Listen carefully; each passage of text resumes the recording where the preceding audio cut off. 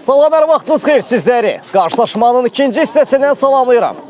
Məhz ilk hissədə ev sahibləri Mil Beyləqan futbol komandası qonaq etdiyi İstiqlal futbol komandasını 1-0 məhz üstünlüklə sonlandırmışdı məhz ilk yarıya.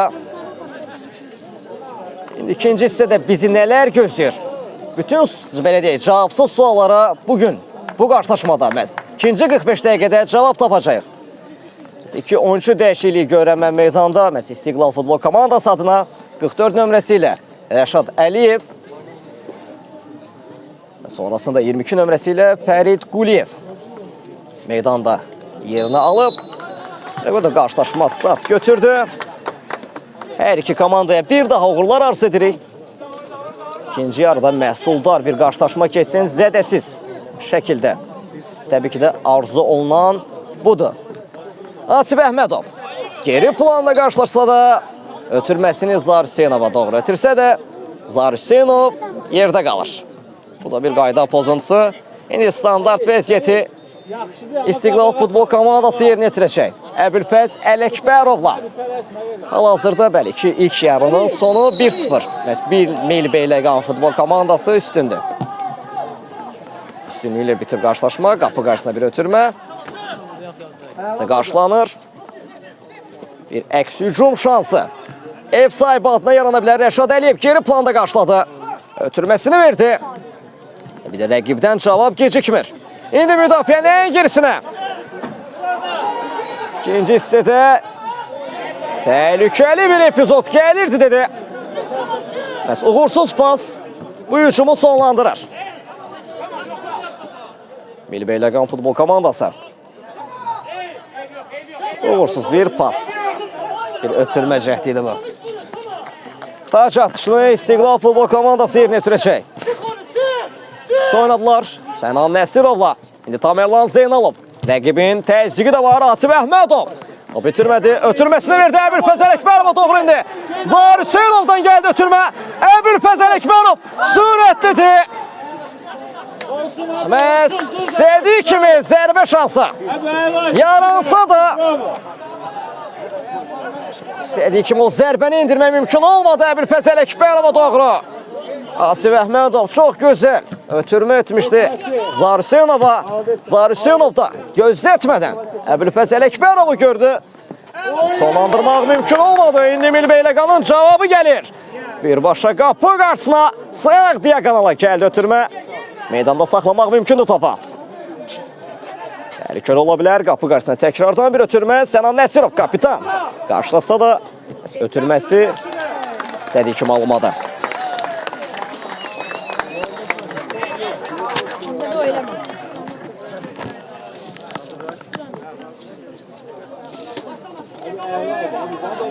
İkisi ayrılan üstün tərəf.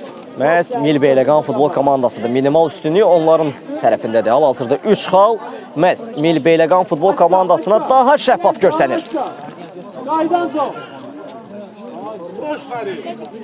Fərid Quliyev qarşıladı. Ötürmə verərsə, imkan yaranarsa təhlükəli ola bilər. Sol çaqda Fərid Quliyev sürətlidir. Meydanda saxlamaq mümkün olmadı. Topu taç atışı. İndi Mil Beyləqan futbol komandasının da. Aşka biraz ortaya aşka.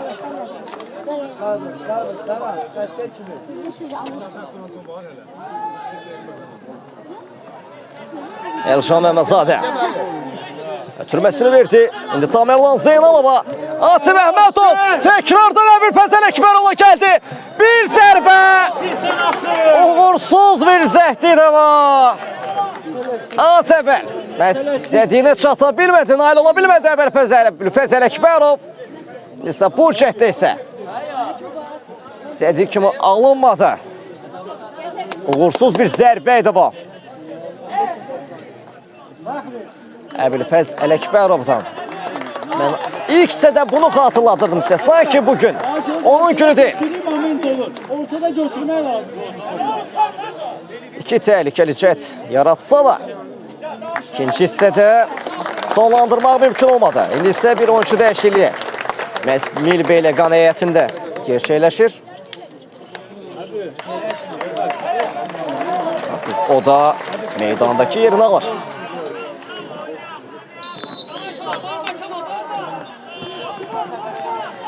Sürəti başladı ev sahibləri.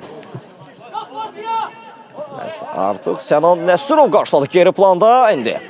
Milbeyləqanın ev sahiblərinin hücumu başdır. Elcan yaxşı qarşıladı. Tam şəkildə uzaqlaşdırmaq mümkün olmuyor. Qapı qarşısına ötürmə gələrsə təhlükəli ola bilər. Elcan sürətini danışdırdı. Keçid vermədi.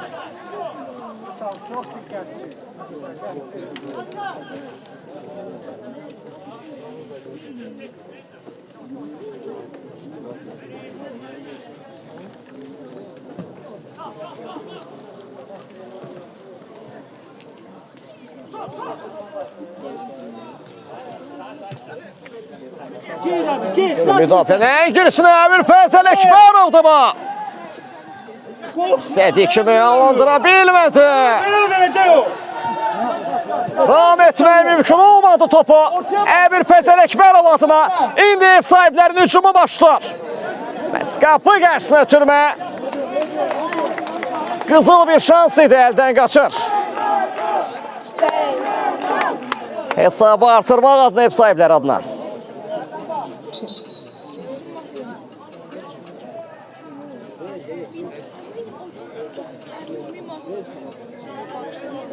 Şərkət Hüseynov hərəkəti qazandıracaq topa.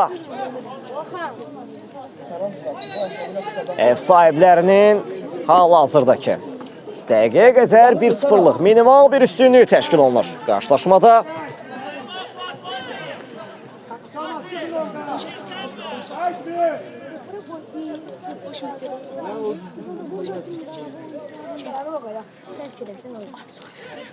Rəşad Əliyev tac açını yeni etirdi. Fərid Quliyevlə oynadı, amma meydanda saxlamaq mümkün olmur topa. Bir də tac açı yerinə etirəcək.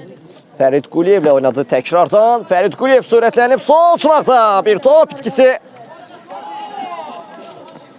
Fazil Ağaverdiyev təkrardan komandasına qazandırsa da bu topu yenə meydanda saxlamaq mümkün olmur.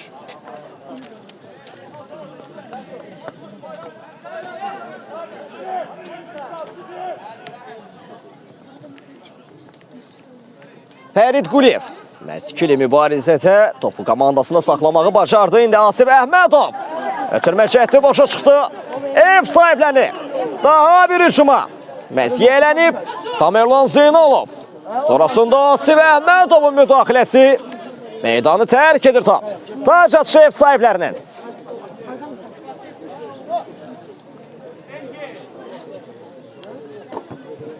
Oynadılar.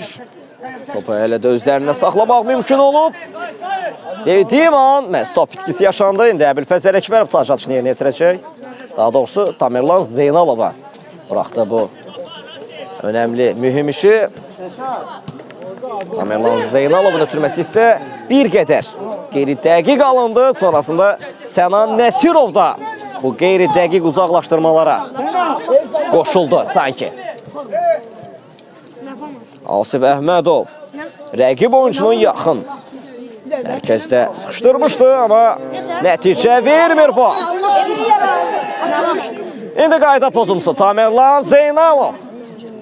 Rəqib oyuncuya bu müdaxiləsi ev sahiblərinə standart bir vəziyyət şansı yaradır. Təhlükəli bir bölgədən. Məndə də o boyda adamlar. Mən ondan aşağı görürəm. Mənim partim deyil. Hal-hazırda 1-0'lıq ev sahiblərinin üstünlüyü var. Qarşılaşmada hakimi piti gəldi. Qapı qarşısına bir ötürmə. Doxunmuş olarsa təhlükə var, amma offside bayrağı. Məhz havadaydı. Bu dəfə ev sahibləri adına. Daha doğrusu əleyhinə idi bu bayraq. Şərkət Hüseynov. Qapıdan zərbə ilə başlayacaq.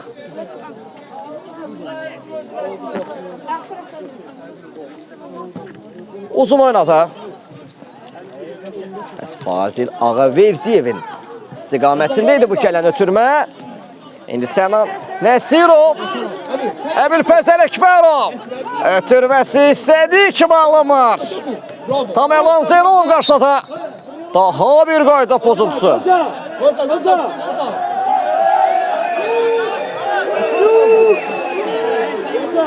Hoca. Çekilme.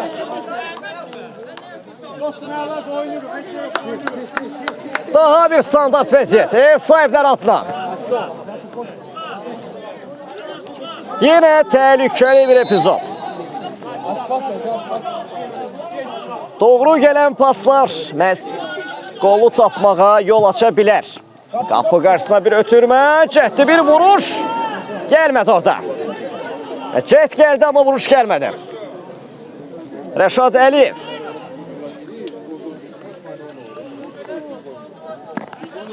Taç atışını yerinə yetirəcək, hərəkətli qazandıracaq. Qarşılaşmaya Asif Əhmədov qarşıladı, Mehdi Məmmədov oynadı. Təkrardan Asif Əhmədova doğru gələn topu isə rəqib ram etməyi başardı. Asif Əhmədov rəqibin səhvini məhz hücuma çevirir. Məhz offside bayrağı bu səfər Fazil Ağaverdiyev üçün havadadır. Tehlikeli bir epizod idi. Tehlikeli bir hücum idi qurulmuşdu. Ev sahiblərinin qapı qarşısına offside bayrağı hər şeyi yerlə bir etdiğinde bir Pəzər Əkbərov sürətlidir. Tamerlan Zeynalov. Ötürməsi Fərid Quliyevə. İndi Emil Beyləqanın hücumu. Ev sahibləri sürətli gəlir. Bir toxunuş. Bu da önemli bir golu qeydə alır. Fərq artıq 2'ye yüksəlir qarşılaşmada. Məhz ev sahibləri ikinci hissənin 12. dəqiqəsində qolu tapır. Mil Beyləqan futbol komandası 2, İstiqlal futbol komandası isə 0. Yaranan bu əks hücumu əla dəyərləndirdi ev sahibləri. Bəli, bəli. Beyləqan qabağında mümkün deyildir Allah. Çətin məsələ qardaş. Sən yaz istənsiz ola, hala ola. Buna Beyləqan deyə buran çıxışı olub, sənin başına dönüm.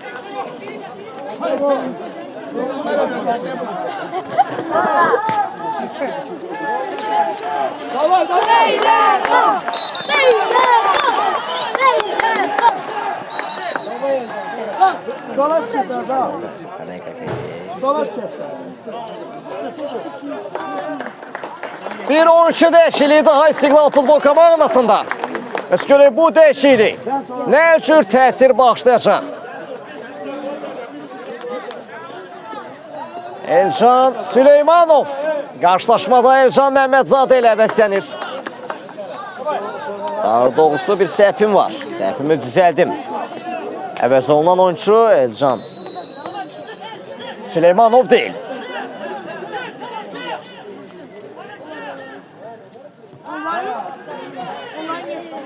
Əbülfəz Ələkbərov idi. Bu oyuncu dəyişikliyi qarşılaşmada məhz Elcan Məmmədzadə ilə əvəzlənir. İndi müdafiənin girişinə fərqi azaltmaq adına məhz golkiperdən möhtəşəm bir refleksiya ilə möhtəşəm bir sev gəldi. Qolu kəsmək adına. İndi gün zərbəsi İstiqlal futbol komandası yerinə yetirəcək. Fərqi azaltmaq adına Rəşad Əliyev. Qapı qarşısına gələn ötürmə olduqca effeksiz idi. Qapıdan zərbə ilə başlayacaq ev sahibləri.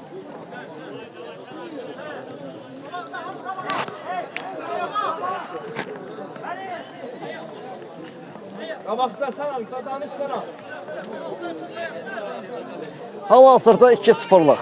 Ev sahiblərinin üstünlüyü var. Artıq 3 xal onlara şəffaf görsənir. Geriyə qalan isə İstiqlal futbol komandasına yaranan şansları yaxşı dəyərləndirmək, fərqi minimal ya azaltmaq, ya bərabərlik, mümkün olarsa da geri dönüş. İndi isə Emil Beyləqanın bir əks hücumu, sonra bir müdaxilə. Ay sana. Sənan Nəsirovun ötürməsi ünvansız Mehdi var da. alanda. Ötürmə əla idi. İstədiyi kimi alınmır sadəcə. Bax, denən bura Beyləqandır. De onu dedi. Hadi onu dedi. Dedi. Mesafe dedi. Burada böyle kaldı. Allah kahramanlar derim ben.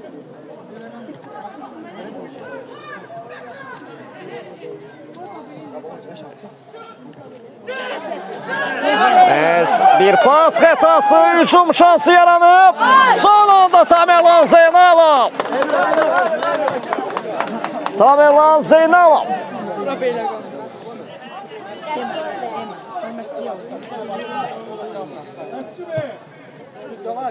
Boşa zərbə gəldi qapı qarşısına. İstədikləri kimi alınır. Fəzil.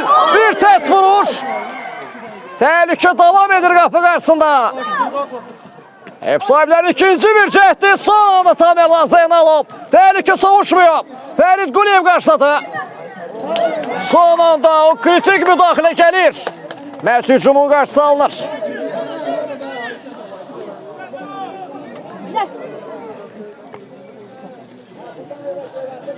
İki sıfırlıq hal-hazırda ev sahiblərinin Milbeyləqan futbol komandasının üstünlüyü var. Ben seni beğenirsin. Böyle bir başa alır. Böyle kandı. Test etti. Hamza bizimden bu senin böyle kandırıp bak. Rızayev qarşıladı. Gelir. Daha doğrusu səhvimi düzəldim. Elcan Süleymanov idi qarşılayan. İndi qapı qarşısına qədər gəlmək mümkün oldu. Etirazlar var. Ədalət təmsilçisi. Heç epizodla maraqlanmadı belə. Şu ekranı bəyənəydi. 262 nəfərsiz. Elcan Süleymanov. Ötürməsi Asif Əhmədov istiqamətinə. Önünə atılan topu eyləndirmək mümkün olmadı. İndi hücum şansı yaranır. Gökdana Çamo. Səna Nəsirov.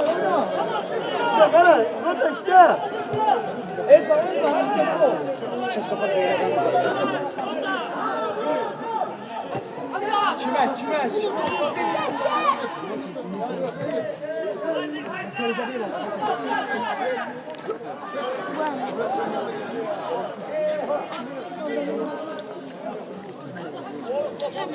Stop meydanı tərk edir. Ev sahibləri Milbeyləqan futbol komandası hərəkətli qazandıracaq.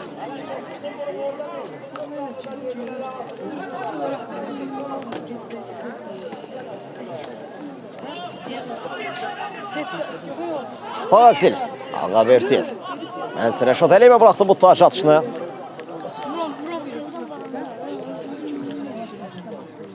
Fərid Quliyev. Ötürməsi Rəşad Əliyevə doğru. Mənsi ev sahiblərindən.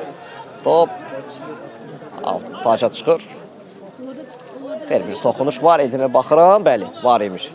Mənsi İstiqlal oyuncularından. Taç atışı ev sahiblərinindir.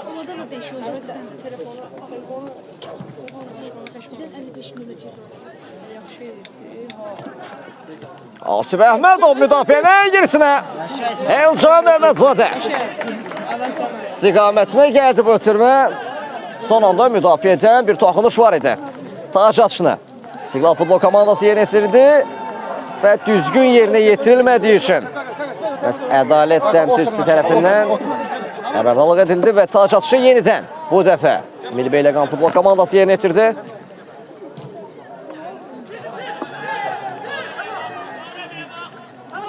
Hal-hazırda ev sahiblərinin 2-0'lıq üstünlüyü var. Fərid Quliyev Rəşad Əliyevlə oynadı. Bir qədər gözlədi. Ötürməsi indi Fazil Ağaverdiyev. Müdaxilə gəlsə də ofsayt bayrağı havadaydı.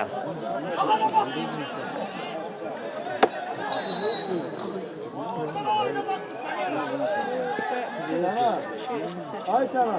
Offside ver. Offside ver.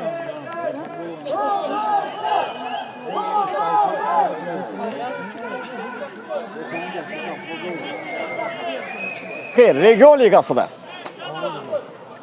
Məhz Region Liqasının 7-ci turunda bir Beyləqan futbol komandası öz evində Beyləqan Olimpiya İdman kompleksində İstiqlal futbol komandasını qonaq edirdi. Və bu qarşılaşmada artıq ev sahiblərinin 2-0'lıq üstünlüyü var.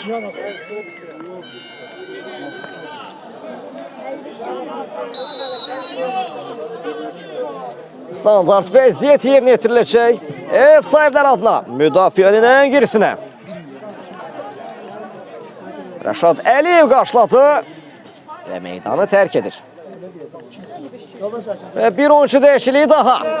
Məhz İstiqlal futbol komandasının daha bir gol silahı. Hazır. Nurlan Hacıyev meydana daxil olmağa asılaşır.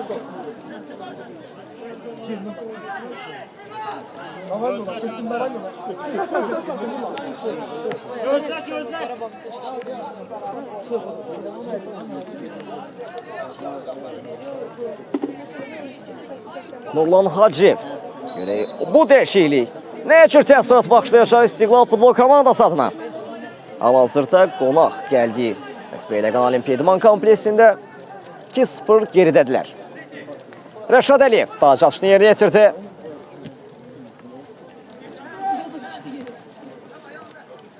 Birazdan isə dəyişilən oyuncu haqqında da məlumat verəcəm. Bu epizodun sonrasında bir akrobatik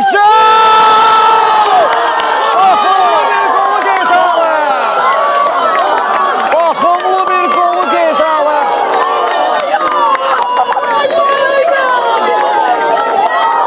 Məhz ev sahibləri.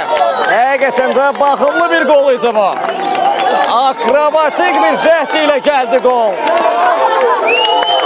Məyus etdi Çərkəz Senova.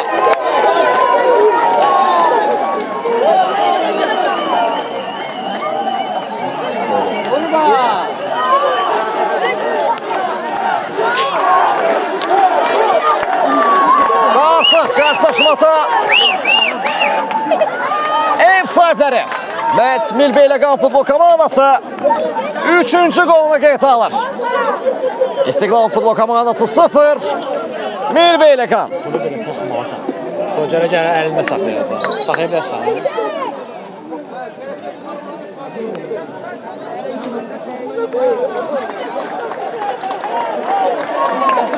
Belə deyil. Görə belə tutub belə saxlayasan.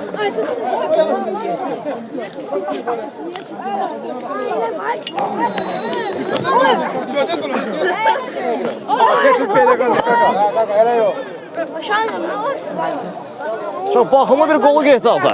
Məhz ev sahibləri.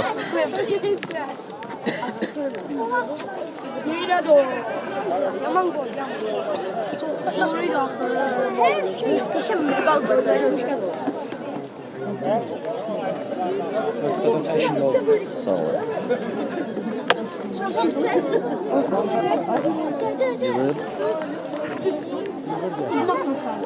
Müdafiənin ən girisinə. Golkiperə qədər gəlir çatır top. Tamam yanında deyir.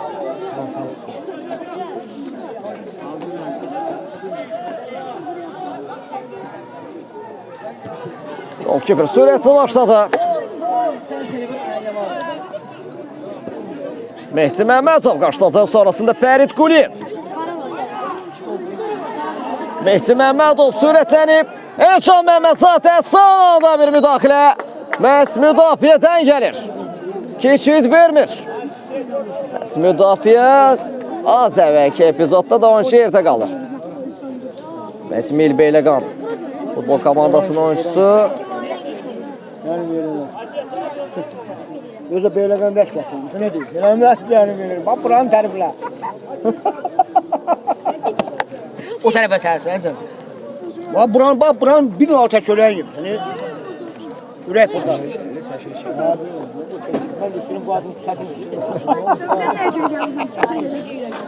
Taç atışını yerinə yetirəcək. Məhz İstiqlal futbol komandası. Da bundan sonra geri dönüş yok. 3-0. Beyləqan 3, Bakı 0. Məhz müdafiənin girsinə Sənan Əsurov qarşıladı. Sonrasında Tamerlan Zeynalov. Asim Əhmədova doğru ötürmək istədiyi kimi alınmadı. Ev sahibi. Qamalov möhtəşəm bir hücumu, sürətli bir hücumu istədi.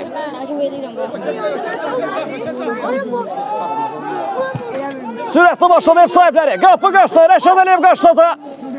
Təhlükə hələ də sovuşmuyor. İsə meydanı tərk edir top.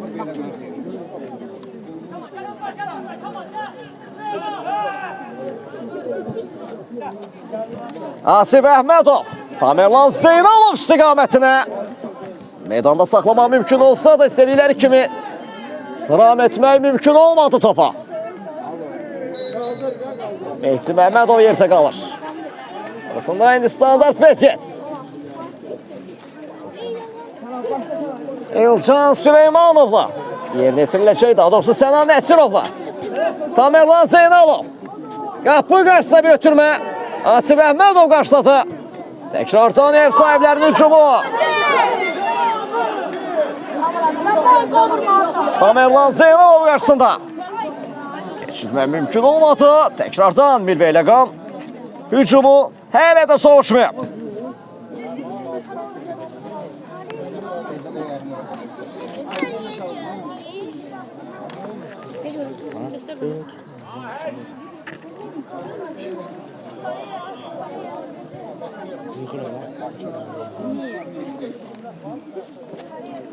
Tac atışı sürətli başladı. Təkrardan meydanı tərk edir top.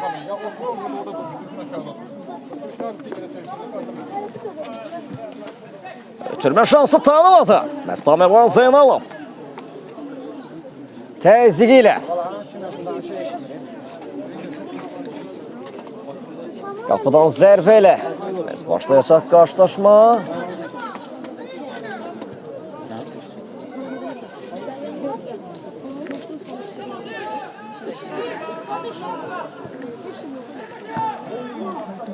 Gözəl bir ötürmə gəldi.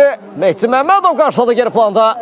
İndi Asif Əhmədovun önünə düşən top məhz kontrol altına almaq mümkün olmadı. Sənan Nəsirov yerində bir müdaxilə edir. Məhz azarkeşlər də artıq gol və gol səsləri yüksəlir tribunalardan. Artıq 3-cü qoldan sonra azarkeşlər 4-cü qolun gəlməsini də istəyir.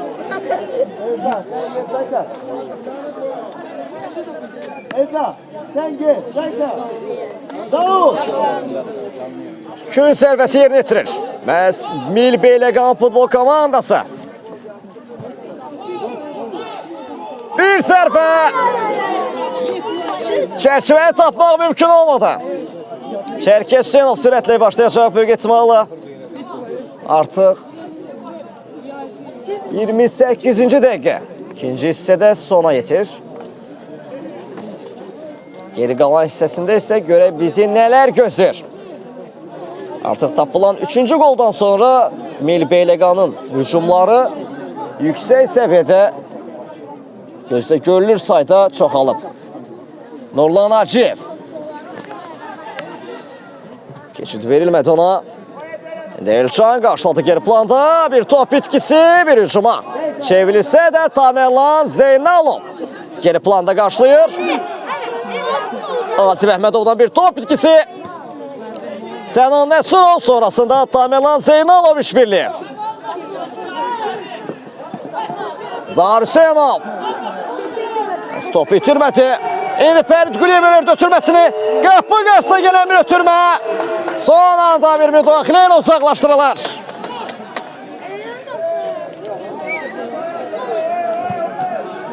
Sürətli başladılar. Uzaqlaşdırmaq mümkün olur. İndi Tamerlan Zeynalov istiqamətinə.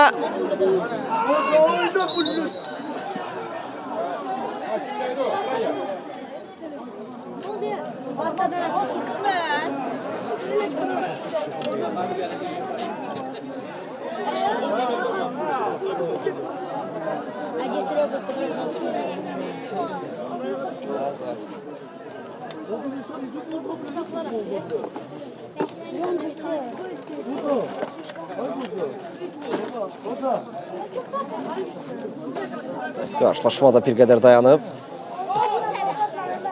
İndi isə standart bir vəziyyətlə başlayacaq qarşılaşma. Tac atışı yerinə yetirilir İstiqlal futbol komandası tərəfindən. Yerdə qalan oyuncu var.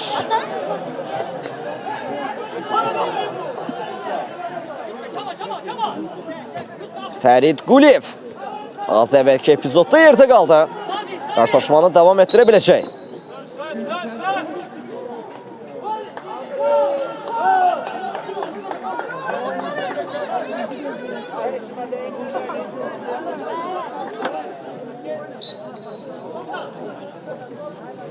Tamerlan Zeynalov.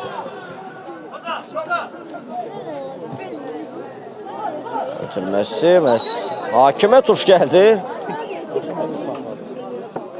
Hakimdən oyunu dayandırmaq da gecikmədi. Bu qərar doğru qərar idi.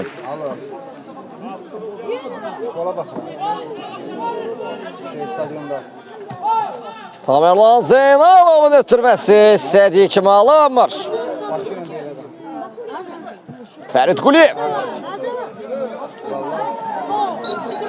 Elçan Süleymanov qarşılasa da qayda pozuntusu qeydə alır. Ədalət təmsilçisi müdafiənin ən gerisinə. Təhlükə ola bilər, ofsayt yoxdur. Bir zərbə Çərkəsənov.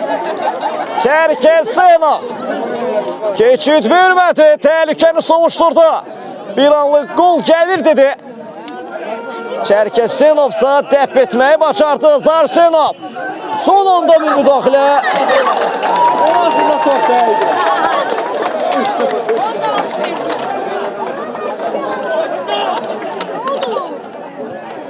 Fərid Quliyev. Geri planda daha bir qayda pozuntusu qeydə alır. Ədalət təmsilçisi. Topun başında mən Zarsenova görürəm artıq o da. Ötürməni buraxdı. Sənan Nəsirova kapitan. Məhz kapitan yerinə itirəcək bu cəhdi.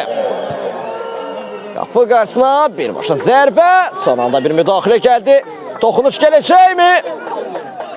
Gəlişini Zarsenov vurdu. İkinci bir cəhd. İkinci bir müdaxilə amma müdafiə möhtəşəm seyvi ilə yadda qaldı. Keçid vermədi.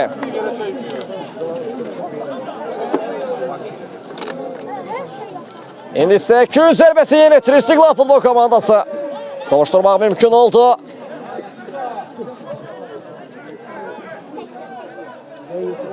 İsə Milbeyləqan futbol komandasının hücum cəhdi var. Tək başına özü aparır topu amma Elcan Süleymanov keçid vermədi. İsə qarşısında iki rəqib oyuncu keçərsə təhlükəli olar. Amma topu saxlamaq, qopartmaq mümkün oldu. Birbaşa məhz qapıya cəhd gəldi. Çərkəsənov.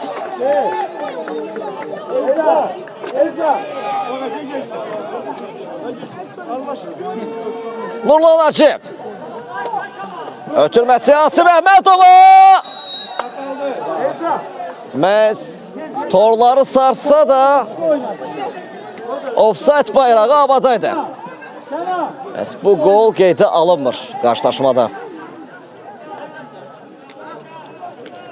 Asif Əhmədov fərqi azaltmaq adına torları sarsdı. Ondan öncə isə məhz ofsayt bayrağı havadaydı.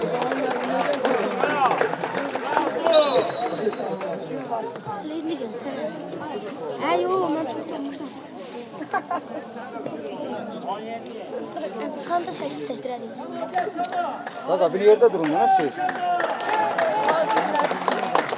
Bəs daha bir oyuncu dəyişikliyi var Milbeyləqan heyətində. Kapitan alqışlar sədasında meydanı tərk edir. İndi isə artıq yerinə 17 nömrəsi ilə meydana daxil olur. Bu dəyişiklik nələr təsir başlayacaq? Birbaşa zərbə! Gol gəlir! Dördüncü gol qeydə alınır qarşılaşmada.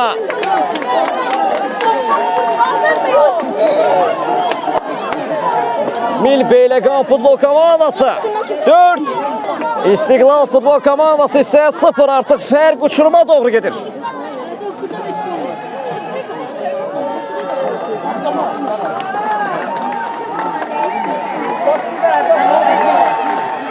Bəli, Milbeyləqan futbol komandası 4-cü gol qeydə alır. Asif Əhmədov başlanacaq qarşılaşmaya. Mehdi Məmmədov. Ötürməsinin getdiyi istiqamətdə məhz Zarsenovu düşünmüşdü. Zarsenov isə heç şübhəsiz Topa sürətlənmədi. Və sırf Sarı Hüseynov üçün sürətli bir ötürməkdir bu.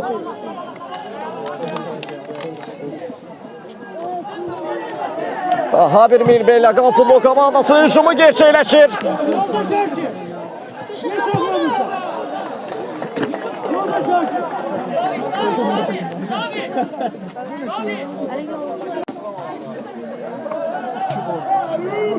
Uşaqlar ekranı bəyənildi, bəyənmirsə ekranı.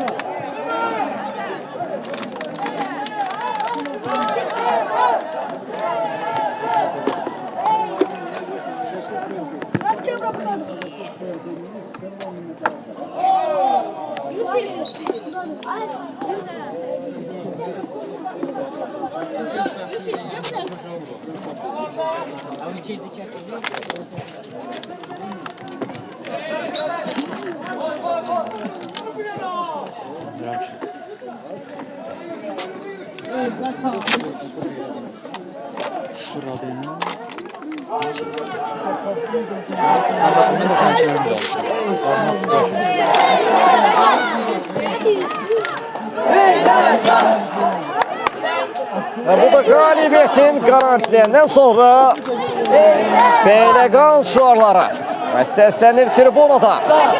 Bu 4-0-ın və sədaları da gəlir tribunadan.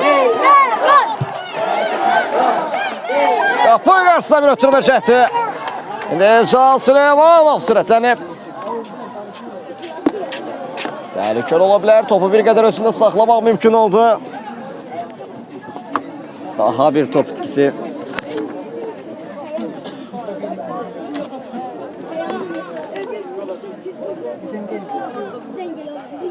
Mehdi Məmmədov sonrasında Asif Əhmədovun təzyiqi nəticə verir. Elcan Zarsinova doğru. Golkiper isə daha sürətli davranır bu epizodda. Zara Hüseynovun ikili mübarizəsini izlədiyi şahidlik az əvvəl. Sənan Nəsirov qarşıladı. İndi Mehdi Məmmədov. Asif Əhmədov sürətlidir. Daha bir kritik müdaxilə gəlir qapıçıdan. Bunu da soğuşdurur. Keçid vermir, qapı qarşısına gələn ötürmə. Zara Hüseynov istiqamətinə. Rəqib bir rəqibini aldatsa da ikinci rəqib artıq keçid vermədi ona. Şərkə Hüseynov da qalır ən geridə top.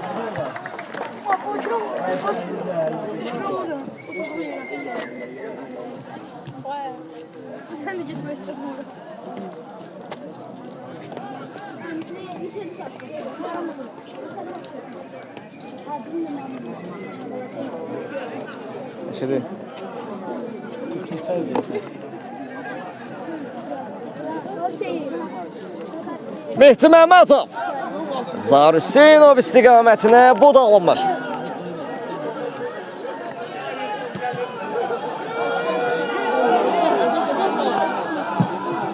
Məhz bu cəhdə boşa çıxır qarşılaşmada. Fərqi azaltmaq adına indi Sənan Nəsirov. Mehdi Məmmədova doğru. Nurlan Aciyev sürətlənib topa. Təhlükəli ola bilər. Qapı qarşısına ötürmə. Dirək sonrasında qapçı keçid vermədi. Şans tanımadı. Məhz Nurlan Aciyevə. Elcan. Qapı qarşısına bir ötürmə.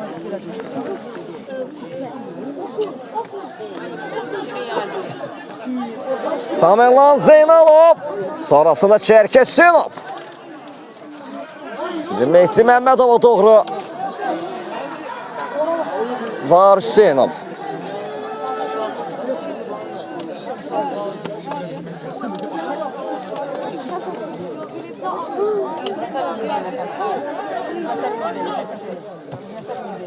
İndi müdafiənin ən gerisinə doğru. Bir tərs vuruş gəldi. Keçid vermədi. Məhz Rəşad Əliyev təzyiqini göstərdi rəqibə. Keçid şansı tanımadı.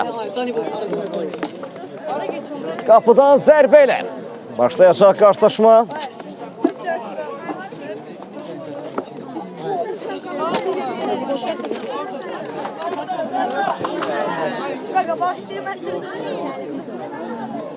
Mehdi Məmmədov fərqi azaltmaq adına bir hücum şansı yaranmışdı. Müdafiədən gələn ayaq sayıqlıq önünü bağladı bu epizodun. Çok pahalı. 20 mal. Sərapçı uzun oynadı. Yaxşı elif, yaxşı. 90 lira. Nurlan Hacıyev istiqamətinə. Amma meydanı tərk edir. İndi Rəşad Əliyev hərəkətli qazandıracaq.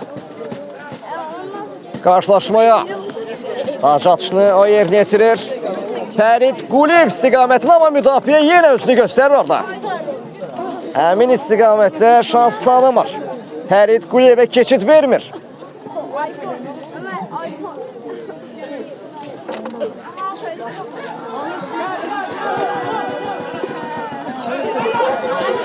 Elcan! Elcan'a olan bu müdaxilə qayda pozuntusu qeydə alınacaq mı qarşılaşmada? Faal dəyəri qazanacaq mı?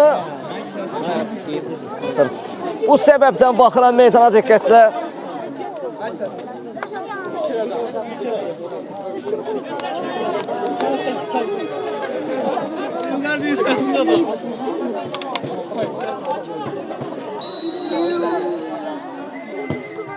Birbaşa zərbə Sənan Nəsirovdan qapı qarşısına uzaqlaşdırmaq mümkün olur.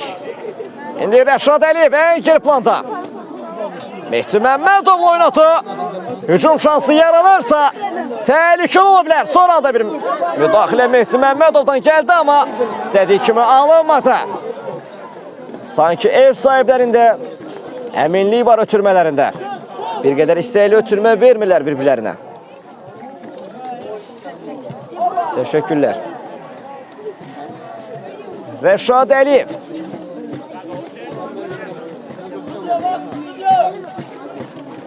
Mehdi Məmmədov oynadı. İndi Asif Əhmədov. Milbeyləqanın daha bir hücumu. Məhz baş tur. Ötürmə girərsə təhlükəli ola bilər. Bu neydi belə?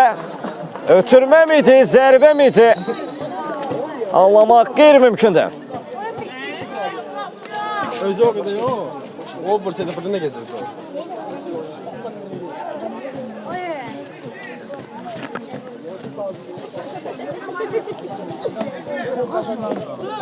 Mehdi Məmmədov, indi isə Tamerlan Zeynalova. Elcan geri planda mübarizəsini aparsa da istədiyi kimi alamadı. Daha bir ev sahibinin hücumu başlıyor, offside bayrağı da havadadır. Bu dəfə məhz onun üçün Milbeyləqanın oyuncusu üçün qalxır havaya. Teşekkürler.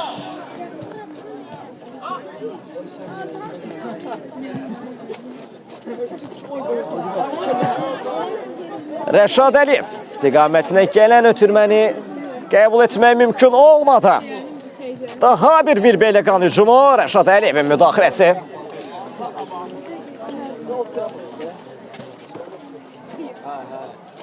Hal-hazırda məhz ev sahibləri Beyləqan Olimpiya İdman kompleksində qonaq etdikləri İstiqlal futbol komandası üzərində 4-0'lıq üstünlük təşkil edirlər. İlk isə 1-0 bitsə də ikinci isə artıq 3 qol tapılıb onların adına və ümumi hesab isə 4-0'da. 3 qol onlara daha şəffaf görsənir.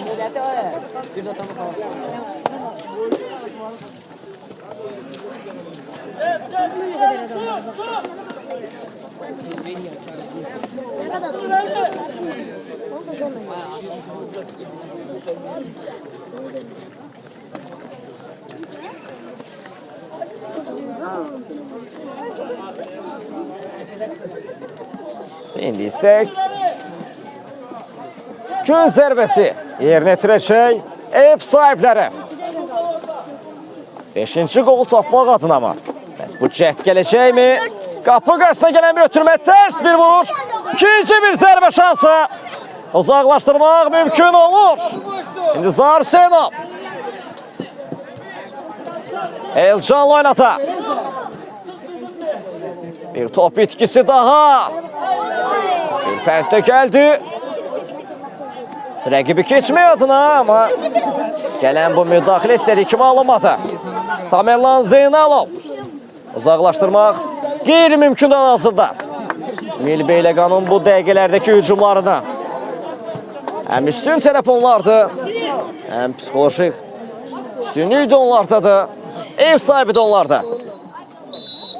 Və bu da son Region Ligasının 7-ci turunda Beyləqan Olimpiya İdman Kompleksində Mil Beyləqan futbol komandası İstiqlal futbol komandasını qonaq edirdi. Məhz qarşılaşmada isə, qarşılaşmanın sonu isə məhz onların 4-0'lıq üstünlüyü sona çatdı. Sizinlə mən idim Mirağı Ələsgərov. Gələn görüşlərə dək